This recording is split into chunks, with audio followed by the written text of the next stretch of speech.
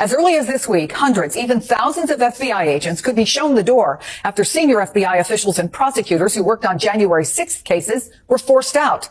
But in New York, a top agent is vowing to dig in, a kind of grassroots start in a fight against what critics say is a series of moves by Donald Trump that will make the U.S. less safe.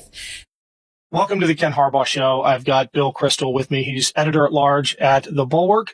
And in our wargaming exercise a year ago, back in February of 2024, he played President Trump. And I hate that we're in this position, Bill, of saying, told you so. But everything you predicted, everything we gamed out in that exercise is coming to pass. And some of it we didn't even anticipate it so bad. Yeah, I think you and I were on the, what would you call it, the more extreme side or hawkish side of how dangerous Trump could be, how far advanced the authoritarian plans were. He's not just a goofball with sort of random ideas, some of which are very bad, of course, but even the infrastructure beneath him has really developed, obviously, over the last 4 years. And it is there's a plan and a plot, you might say, in many areas. The one thing I didn't anticipate, and I don't think you did either, was Elon Musk. So I think that's added a whole level, both of chaos, but also of danger to what was already a very dangerous situation. How would you assess that danger posed by Elon Musk? Is it just the unlimited resources? Is it something ideological? Why is this uniquely dangerous? I had assumed that Russell Vought, the designated head of OMB, Steve Miller, deputy chief of staff of the White House, the kind of heritage Project 2025 authoritarians, let's call them in shorthand, they would be in charge, and they have been to some degree. And you would have a pretty systematic effort to do very bad things in terms of policy and also to really centralize power in the presidency and so forth. But those guys, I think, would do it more, especially Vaught, maybe more than Miller, in a sort of systematic way, which is both in a way more dangerous, but also lets you see where they're going, and you can try to block them in certain terms, either with Congress or with the courts or in any other way. Musk is so, has dropped in with so many resources, and really with the Silicon Valley, let's just blow it up attitude. Now, in some ways, I think that's ultimately, and I'm curious what you think about this, I think it's ultimately a vulnerability for them, because I don't know that people really want a Musk-type attitude to government agencies that are running important programs that are important to Americans, and we depend on their impartiality, their reliability, their due process. If we don't get something we're supposed to get, we have there's a person you can appeal to and so forth. I think Americans might rebel against Musk's style, but it's also very intimidating, very disruptive, and does things very fast. So I think the actual damage is sort of what do you want? The guy who knows what he's doing, who kind of comes into your store and starts to take things, maybe in a very systematic way. You don't quite notice at first, and they go gradually. Or do you want the guy that, comes in and just bashes everything? And there's downsides to each. The combination is very dangerous, though, I think. That's what strikes me, I guess.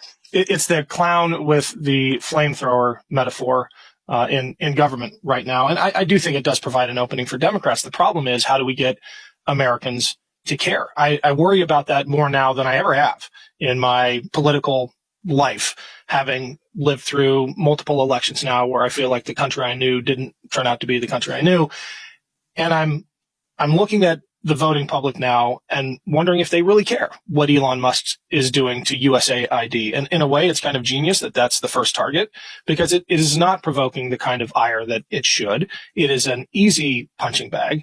And for whatever reason, Elon Musk has been able to avoid so much of the criticism he deserves, but hopefully it adds up. I mean, on Musk, you're absolutely right.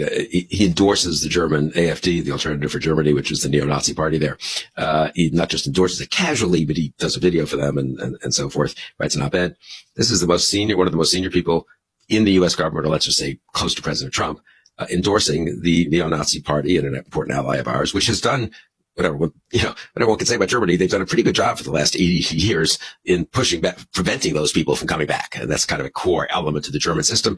They exclude the AfD from government at both the federal level, at coalition governments, even at the federal level and the state level. Musk just barges in and that was one of the closest advisors to the president of the United States legitimizing this party. And again, that's when I've written about this a couple of times. It's hard to get people alarmed, and it's understandable. I mean, it's a little obscure and it's a foreign country, but the degree of craziness, of extremism, racism, that's going on in Musk and Musk circles and Trump circles. They just put this guy in a senior position at the State Department who's, hangs out in a cheerful and friendly way with neo-Nazis. And I'm not using the term loosely. I mean, genuine neo-Nazis. So, Beatty, I think his name is. So I mean, this is what we're facing. My only, but my only, I guess, realistic, my view of the American public is they voted. The ones who voted against Trump aren't happy. The ones who voted for Trump, slight plurality, they don't want to say they want to give him a chance. They're not focused right now. They're not following politics closely. They can't follow all the ins and outs, and let him have a chance to fix the federal government. So I've never thought you could flip 5% of the American public in 2 weeks, after he gets inaugurated. That's, I think, unrealistic. I wish there were more alarm and outrage. I think what people like us, if I can put it this way, have to do is pick the individual instances, highlight them, and don't have the expectation that 20 million people are going to get upset about it. But maybe 500,000 people will get upset about it. Maybe people in a particular state, people who have businesses that are affected by tariffs will get upset by tariffs. People who live in Florida and see hundreds of thousands of hardworking, legally here Venezuelan immigrants who have paid money to get their work permits and so forth, suddenly being denied temporary protected status and expelled. That's not maybe the greatest national issue, but it's certainly an issue in some communities. And I think a whole bunch of issues are like that, actually. I'm very much of I was at a meeting of big shot Democrats the other day, and we have to decide ahead of time what 2 or 3 issues matter. And we know that this issue is problematic and this issue is what people care about. I think that's foolish. And my experience in politics has been it's hard to predict what issues take off. And different issues matter to different people. And if you had predicted in 2021 that Biden would get hurt in his first year the most in the middle of the pandemic, and what's today, February 4th, 2020, if you predicted 4 years ago, early February 2021, what would really clobber Biden by late 2021 was the withdrawal from Afghanistan, which seemed popular at the time and didn't anyway. It was unlikely. It seemed to be a headline event. We were already drawing down. And inflation, whereas the problem was the pandemic. I mean, people wouldn't have predicted it. Same in 93 with Clinton. I could go through a bunch of instances, but these things are hard. Politics is very variable. But I do think with a new president, the key is to, be opportunistic, be flexible in one's criticisms of him. Don't rule anything out and let different people criticize different things. The military community could be up in arms if he cuts, it goes after the VA. The law enforcement community could be up in arms if he goes after the FBI. A lot of Trump voters are related to or are, FBI agents, former FBI agents, friends of FBI types agents. That has its own vulnerability. So we can't expect a silver bullet, but I think we can do a lot of good. And we can't expect the public to totally focus now, but I think getting to that middle tier of people who in turn influence the public, So if the relatives of the FBI agents are upset, they start talking to their coworkers and it trickles out, percolates out. So that's kind of my theory of the case. I think it's a little frustrating because we don't see the immediate results, but there's no immediate result anyway to be had. Well, the one immediate result will be to stop what Trump and Musk are doing. And that's important for the sake of the country to the degree we can slow it down. But that does get to the fundamental problem of the total collapse of the Republican Party into Trump's arms. They control Congress. And as you and I were talking just before the show, the less than perfect opposition of the Democratic Party at this point, so the combination of those things for now has given Trump and Musk very much the upper hand. But, this can change pretty quickly. It's Ken Harbaugh. Quick break to say thank you to everyone who supports this show via Patreon. We're adding exclusive content every week there. So if you haven't signed up yet, head over to patreon.com/Ken Harbaugh. Every single cent we get through Patreon goes back into this show, whether it's researching topics like the piece we recently did on the U.S. Army's counter-fascism training during World War II, or my reporting trips to Ukraine to show what that country is doing to defend its democracy. These episodes can't happen without your support. I'm deeply honored that so many of you have pitched in. If you've been waiting, now would be a great time. We've got another reporting trip to Ukraine coming up and other ambitious projects in the works. We're all in this together. Thanks for everything. I think you're right about the need to be adaptable. I also think we might need to consider different messengers. Totally. And incidentally, we don't get to pick them, right? You and I can consider what we want, and we should feature people and promote people. But they should promote themselves. One of the things I'm most puzzled about, and you've been around and seen this, and I mean, where's the ambition? If you were a young Democrat now, member of Congress, a governor, maybe not even a governor, maybe a state legislator somewhere, right? Even. Don't you find one of these issues you know a lot about, maybe you have some connection to, you're a veteran, your law enforcement's in your family and so forth, and really make a big deal about it. And don't wait for sign off from Hakeem Jeffries or from your governor of your state, right? Just go out and do it. When I was much younger, got involved in Republican politics, Jack Kemp was very important to me because he had a vision for the party that was optimistic and progressive, forward-looking, and exciting, really. He was personally a charismatic guy. This is in the 70s. He was a backbench member of Congress. The leadership didn't even like him. He wasn't even on the relevant committees. But he said, you know what, we need to go in this direction. And everyone else was, oh, come on. And he turned out to make a huge difference. So I think we need more of that entrepreneurial spirit. I got to say, AOC is not on my wing of the Democratic Party. If I could, I'm not on her wing. Maybe it's better to say the Democratic Party. But I admire her for getting out there, and she's been pretty effective, I think, to a degree. And so there should be more people who take that model. Don't you think? I do. I think 100%. And I have come a long way on AOC. She inspires me on a regular basis. Even though we may disagree on policy issues, she is sharing my outrage. And that's what we're missing. I think we're seeing glimmers of that. David Hogg was just elected vice chair of the DNC. And I think he's got enormous potential and more of a future than Chuck Schumer. That's for sure. There's some potential there, but the Democrats do a really good job / bad job of creating roadblocks for that kind of upward momentum. I mean, I don't agree with Hogg on things that I don't really know, but also I have no view on that. But I don't know, maybe he's too young, but too hostile to moderate Democrats, honestly. But having said all that, you know what? He won that election, and let's see what he does. I'm very open-minded about this. I'm perfectly open to I like some of the younger members of Congress, some of the governors. I admire them. I think I agree with them on a lot of issues. But I'm also open to the proposition that someone I barely heard of a year from now could be doing a great job on some issue. It could be doing real damage to Trump and to Musk. And that could be an elected official. It could also be other people, obviously, in the sort of civil society world and candidates for office. I really hope we get people running in 2026. And I hope they don't do the usual, I want to go make sure I can raise $8 million first. And I want to get the blessing of Chuck Schumer and of, Hakeem Jeffries and all that. Just take a shot. Look, if you don't, and then if you have the time, if you have the money, I'm not telling people to, ruin their lives here, but I think I think that was the trick of 2017, 18. Afterwards, all the leaders took credit. And they did a pretty good job once the cycle was underway in 2018 of helping some of these candidates. But I've talked to a lot of those people who ran in 2017, 18. They decided to run. Oh, yeah. They weren't told to run. They weren't blessed by anyone. They were outraged. Yep. And Abigail Svanberger or Alyssa Slotkin or a lot of other people just decided, this is someone's got to do this, and I don't see anyone else quite doing it in my district, so I'm going to try to do it. And I hope we have that attitude this cycle. And a lot of them were vets. I'm including Abby and Alyssa in that category, as ex-CIA. I was one of them, and running in a Trump plus 35 district. I forgot, as I'm saying all this, I forgot I was talking to one of them. And good for you, what? And yes, and it's okay, so you can't win in a Trump plus 35 district, but it helped, right? You were making the case, you got to some voters. I mean, I do think that's where we really need the outrage is bad. The one thing what I wrote in my morning shots for the Bulwark this morning is just a step back from the day to day. We are in a crisis. We're in a crisis that's a serious crisis, and it needs the kind of thinking and resolution, fortitude that people have had to display in previous crises to get through them, and there's still a certain amount, don't you think, of wishful thinking that's, if we just kind of, they'll kind of go away. It'll kind of fade away if we just kind of keep calm and file the right lawsuits and introduce some resolutions, Well, there's certainly wishful thinking amongst the comfortable class, the people who aren't going to suffer that much.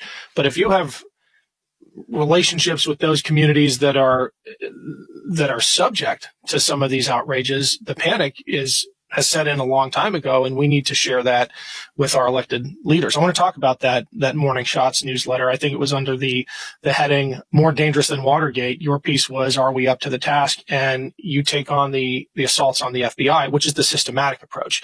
Elon Musk's attacks on USAID are the clown with the flamethrower approach, but they are being very deliberate, it seems, in trying to gut the FBI, defang it, and make sure. Well, defang it in terms of ever being able to hold Trump and his lackeys accountable, but repurposing it to go after his opponents. Totally. I mean, what's happening. So I agree. There's sort of different categories of things they're doing. They overlap and they're related, obviously. No, but the weaponization, the potential weaponization of defanging it on the one hand, and then weaponizing it under Elon Musk, under Kash Patel. These guys blur together in my mind, under Kash Patel on the other. That's very dangerous. What's happening at Justice, FBI, conceivably in an intelligence world, DOD, it's a world you know better than I, but I mean, the combination of those things, when political scientists study coups or just the erosion of democratic government and the rise of authoritarianism in foreign countries, they often talk about the power agencies, the security agencies. Those are the key ones the aspiring dictator has to get hold of. And those are the intelligence agencies, the law enforcement agencies, the military, basically. Maybe a little bit of the money too, and Trump people have a lot of money now. And so it is, I think, genuinely dangerous in a very fundamental way. But I also agree that going after USAID and all these other agencies, I mean, that's what Elon Musk. I don't believe Elon Musk had ever heard of USAID 4 days ago. Then he starts tweeting about it because they tell them it's, what they tell them it's in our interest to destroy it and to demonize it. And Americans don't care much about foreign in humanitarian assistance, allegedly, so we can do it harmlessly and it can become a trophy of ours and so forth. And that, I totally agree, that needs to be fought. And we can't take the view that, oh, Americans don't care if, health programs in Sudan or assistance programs in Burma are cut off. Maybe not all Americans care about that, but some do, and I do think it paints a picture of what they're up to, the kind of cruelty and the cruelty is the point kind of thing. Anyway, I'm fighting on all these fronts, and I agree so we're in agreement on this, I think. But I do think the security agencies is objectively kind of the most dangerous. And also once those go, and when a lot of people quit from the FBI or from Justice, that takes a long time to build that back up. And it's only when they control those agencies. I'm sorry to go on too long. I don't know. Then I was at a conference with Democrats. It's like, well, 2026 should be a good year. Are we confident that 2026 is going to be a free and fair playing field in that election? If they control huge amounts of methods of communication, if they control where to bring lawsuits, if they control which local and state officials they can go after, if they control Department of Justice type enforcement of voting rights and so forth. I think we're going to have an election. I don't think it's going to be like the elections are canceled on November, whatever it is, of 2026. But is that going to be a pretty big thumb in the scale? So we need to really fight these things now, not wait for 2 months before the election. Yeah, well, this brings us almost full circle, because one of the predictions a year ago was that rapid move to take over the power agencies, DNI, FBI, DOD. And by all accounts, they are succeeding. I hate ending the show on a down note, though. So would love your thoughts on the courage displayed by the New York FBI office, and some of the pockets of resistance to these illegal actions of President Trump. The other thing that's remarkable about this is Bureau leadership is publicly pushing back on the Trump administration. Brian Driscoll, the acting director of the FBI, who was installed by the Trump administration, has issued guidance and messages to the workforce saying that he doesn't understand exactly why these names are being provided, but it shouldn't be seen as an indication of misconduct. And he said that FBI agents can't be fired without due process. And as you said, the head of the New York field office, in a strongly worded email yesterday, saying, look, we're in a fight here. People are being targeted because of cases they worked on. That's not right. We're going to, as you said, dig in. I'm encouraged by that, and I admire those people. And a lot of these people are putting themselves out there, and this is their livelihood, and they could get fired and disciplined or transferred to a much less, not just a less attractive place. That's kind of the way people put it. Wildly inconvenience and discomfort and disadvantage their family, because the degree to which these people are vulnerable isn't people understand that if they think about their own situation, maybe if they were once at a mid-level in a corporation, with arbitrary bosses who want to punish you, they can make your life pretty miserable. The civil service protections are okay if they're followed, but they're not following any of them. And someone said to me the other day, well, they can sue and they probably would win this lawsuit. Fine. So 3 years later, they'll maybe get back pay, after they've been transferred somewhere, after they've had to put their family through some, a move they didn't want to make. And it's not the back pay they'll get is from the government. Trump and Elon Musk aren't paying anything. It's just we are going to pay because they are mismanaging these organizations and treating people unfairly. So, they're happy to do it, honestly. They just regard that as the price of doing business, right? Let the taxpayers pay for the people who might win in individual cases against us. So, yeah, I do think this is very alarming. And, you mentioned the pardons earlier, I think, just in passing, maybe we can close. I think the pardons on the first day of everyone, all the violent offenders, the Proud Boys, the Oath Keepers, not just maybe there were some hundreds of people who were caught up in the crowd. Most of those people were pled guilty or were convicted, finished their terms anyway. So it's not, they didn't get big sentences if that was the case, if they didn't attack police and so forth. But the pardons of everyone, that was really the tip off, right? Don't you think? That was the moment we really, go ahead. Yeah. I also think that's our best wedge issue for now. That's the thing that can wake people up. Yeah, it should. And we should stay on that. And every time, honestly, one of these terrible people who got pardoned is convicted of some later crime, but also just what does it say? What does it say that he's just, it's one thing to say maybe some of these cases were a little overdone and I'm going to pardon the most innocent ones who have some months left on their parole, but not innocent, but the least guilty ones, I guess. But no, that wasn't it. And now it's all pro January 6th, right? I mean, when they fired the prosecutors in the DC attorney's office or people at the FBI, it's because they were on the other side of January 6th. The other side is the side of defending the Capitol Police, defending the peaceful transfer of elections, defending the law enforcement, the judicial system of the United States. That's the other side against Trump and his people. Yeah. Well, Bill, keep doing what you're doing. Thank you so much for coming on. I'm afraid we'll be talking about this quite a bit in the weeks and months and years to come. Keep up the good work yourself, Ken. It's good to see you. Love this video? Make sure you stay up to date on the latest breaking news and all things Midas by signing up to the Midas Touch newsletter at MidasTouch.com/newsletter.